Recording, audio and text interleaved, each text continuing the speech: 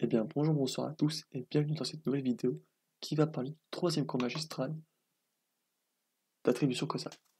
Alors, juste avant de commencer cette vidéo, qui parlera des travaux de Wiener, je comptais juste préciser que la fin de la vidéo risque de ne pas être complète, au sens où, disons qu'à la fin de ce troisième cours magistral, j'avais un petit déficit attentionnel. C'est un peu normal quand on n'a pas de pause. Je pense que vous aussi, ça doit vous arriver. Bon, sur ce, je commence tout de suite la vidéo. Wiener a effectué divers travaux sur l'attribution causale. Il a créé une typologie des explications causales venant complexifier la simple dichotomie cause externe, cause interne.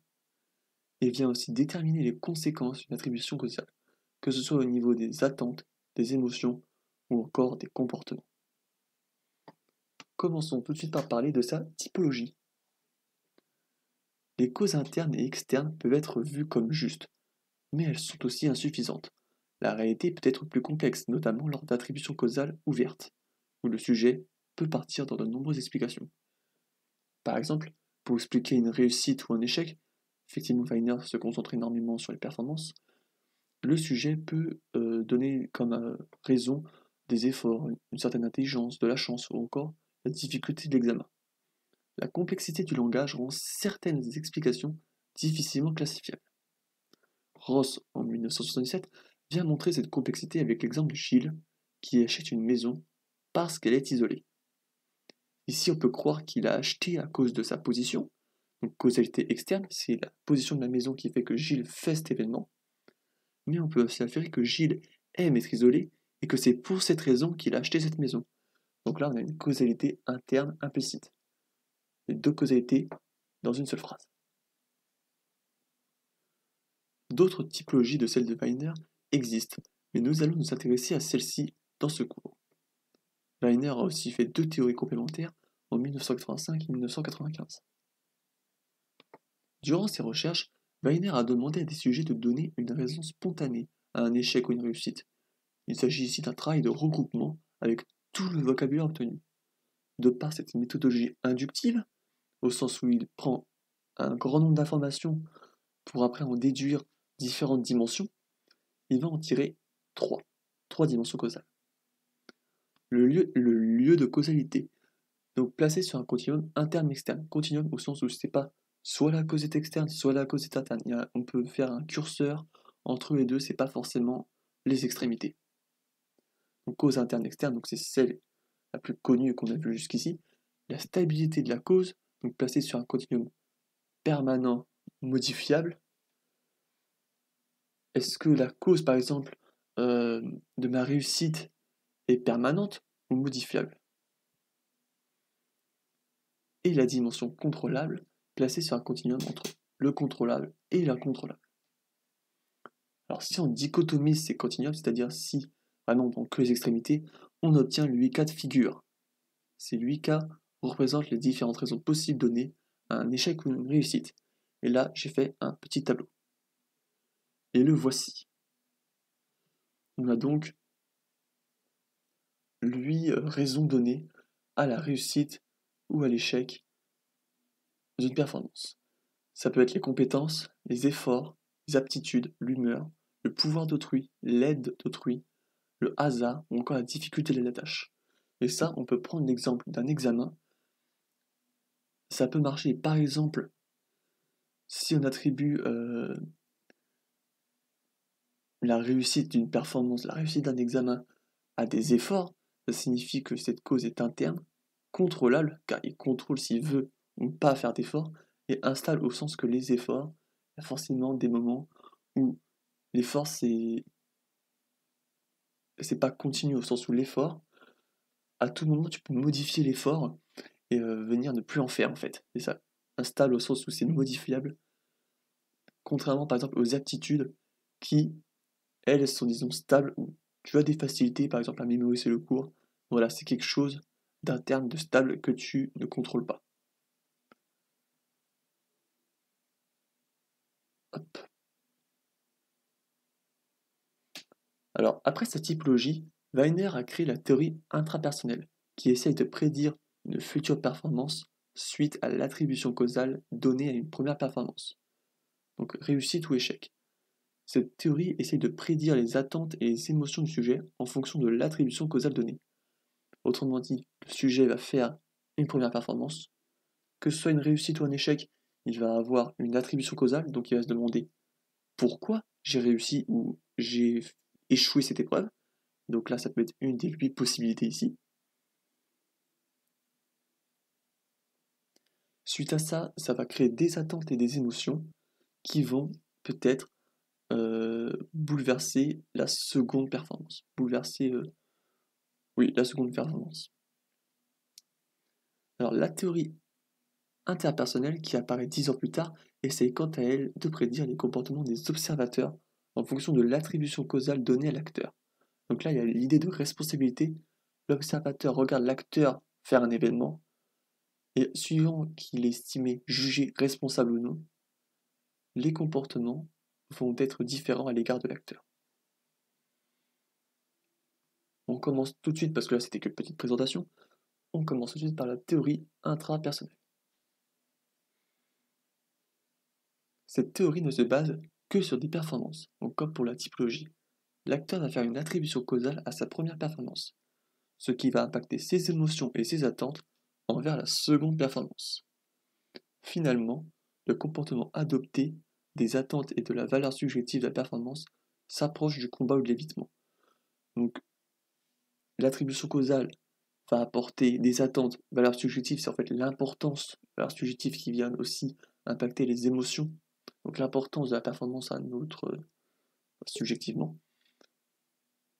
Finalement, ça va approcher de deux comportements. Soit il va chercher à réussir la seconde performance, soit il va plutôt chercher à l'éviter, donc peut-être même à ne pas la faire.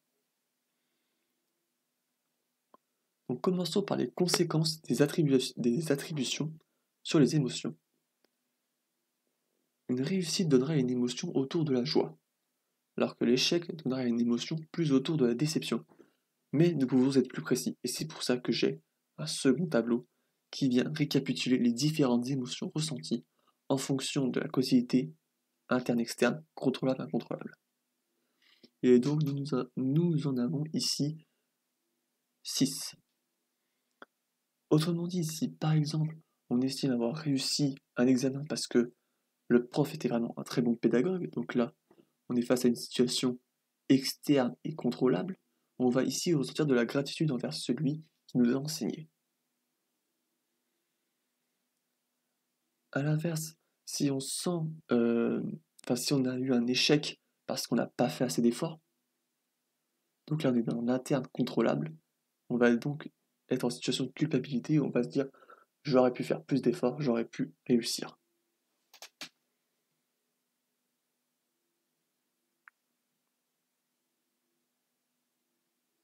Les attributions causales d'un événement sont données que si l'individu a fait une performance inattendue, négative ou importante à ses yeux. Nous ne nous posons pas de questions pour des événements plus banals. Donc c'est que vraiment, dans ces cas-là, il faut vraiment que ce soit inattendu, soit négatif, soit important à nos yeux, pour qu'on se mette à réfléchir, à vouloir attribuer une cause à un échec, une réussite. Il faut que ce soit vraiment parmi ces trois catégories. Euh, c'est tout. Les explications données sont influencées par le style attributif. Il s'agit d'une tendance pour un individu à donner le plus souvent des causes externes ou internes. Par exemple, il y a le cas du gamin qui dira toujours que c'est pas de sa faute, que c'est l'autre, que c'est le vase qui est tombé tout seul. Donc lui, il aura toujours tendance à donner des causes externes. D'autres différences individuelles sont à noter, comme le besoin cognitif, donc certaines personnes peuvent avoir plus envie de comprendre que d'autres, la complexité attributive, certaines personnes peuvent chercher à donner un maximum d'explications d'événements, ainsi que les biais d'attribution vus dans le cours précédent. Voilà.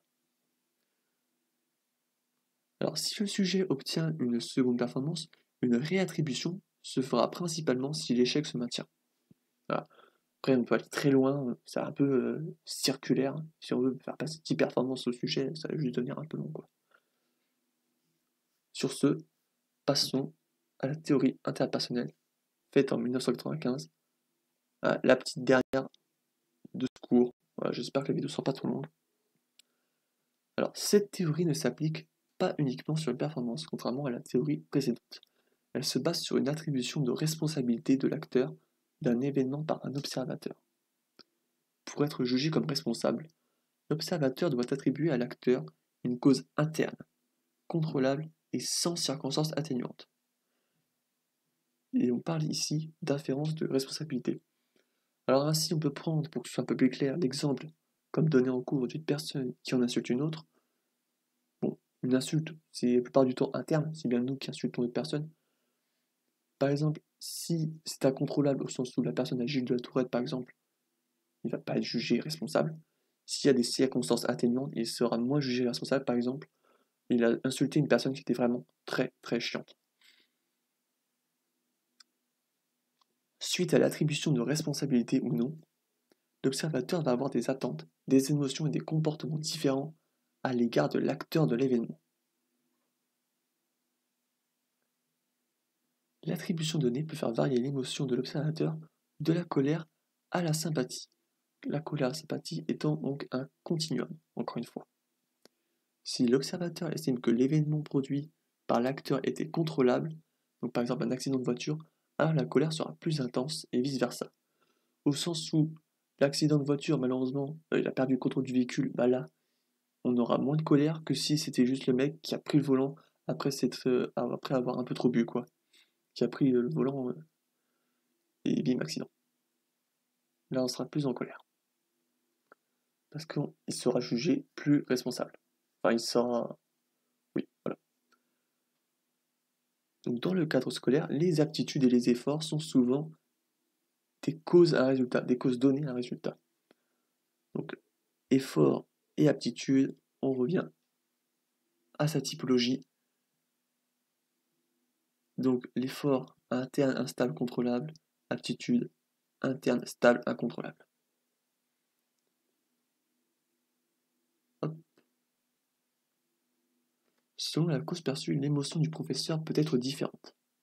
Un principe moral et d'équité fait aussi que nous cherchons à récompenser en fonction des performances et à punir ceux qui ne cherchent pas à avoir de bonnes performances. Et ça serait aussi viable dans le cadre non scolaire. On a donc un petit tableau pour résumer les différences engendrées, alors qu'il n'y a qu'une seule dimension qui diffère.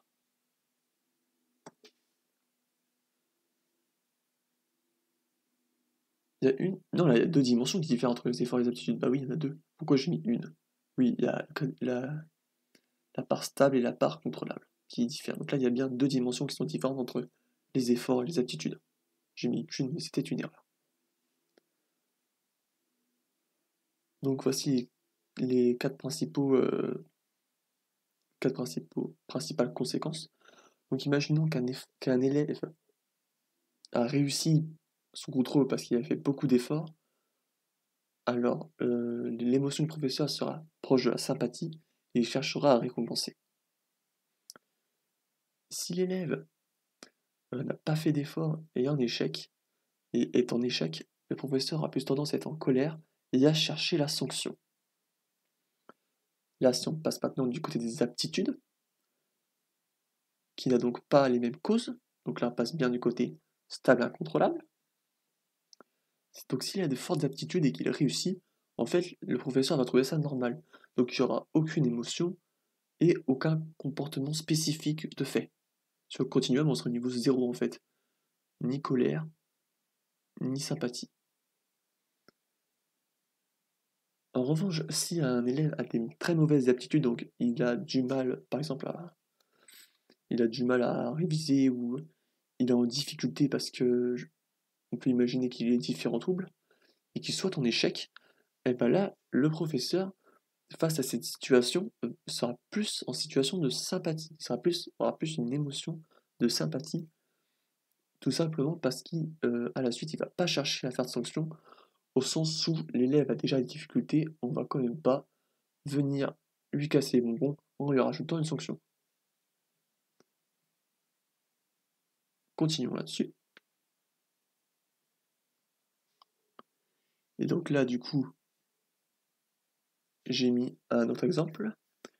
Donc, pour exemple, un professeur qui estime qu'un élève avec de grandes aptitudes finit avec 11 sur 20 alors qu'il fait d'habitude bien mieux, le professeur va être en colère et cherchera à punir l'élève, du moins à le réprimander.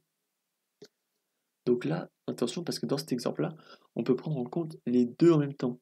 Donc aptitude forte, mais effort faible. Au contraire, si l'élève a peu d'aptitude et qu'avec des efforts il finit à 11 sur 20, donc là, peu d'aptitude plus effort, le professeur va éprouver de la sympathie et peut-être même à chercher à le récompenser. Donc là, on voit que le comportement peut être parfaitement différent alors que la note est la même. Donc finalement, je finis là-dessus, voilà. Donc vraiment là, c'est pas complet pour la fin du cours. Donc désolé pour ça, mais je finis là-dessus. Il existe deux types de sanctions. La première à but utilitaire, l'observateur cherche à ce que l'acteur ne refasse pas le même événement dans l'avenir. Donc là, c'est plus tourné vers l'avenir, vers le futur. La seconde a un but rétributif, l'observateur cherche à faire payer à l'acteur l'événement commis et à obtenir un sentiment de justice. Donc là, ce type de sanction est plus orienté sur le passé. J'espère que cette vidéo, bien qu'incomplète, vous aura plu, et je vous dis à bientôt pour une prochaine vidéo.